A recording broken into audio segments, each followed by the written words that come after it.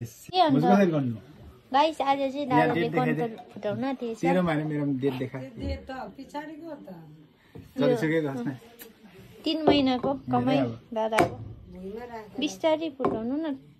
पड्क्यो त यहाँबाट पड्क्यो। ओए। भरेको छैन के हो? के हो गर्न?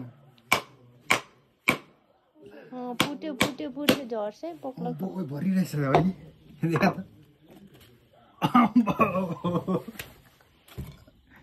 अब ड्यामेज हो त अन्त।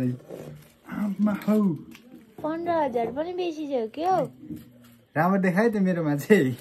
यहाँ हेर पैसा आम्मा। मलाई पनि 500 रुपैयाँ त दिनु है।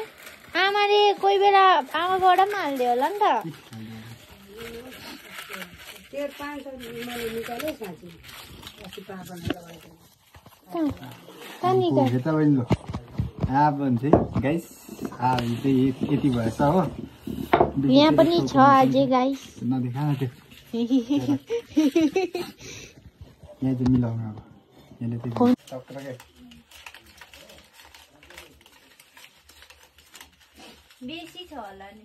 हेरमै त गाइस अब यही पैसाले म अर्को पनि उयो बनाउँछु। उयो गरिहाल्नु यो पैसाले। पैसा तिरिहाल्नु। त्यो नोट त साह्रै अप्ठ्यारो हुँदो रहेछ हाल्नु। दादा यो पैसा ब्याङ्कमा हालिहाल्नु 500 को नोट अब बन्नुहुन्छ भन्दै चाहिँ। त्यो त भोलि अन्त ब्याङ्कमा त हाल्छु।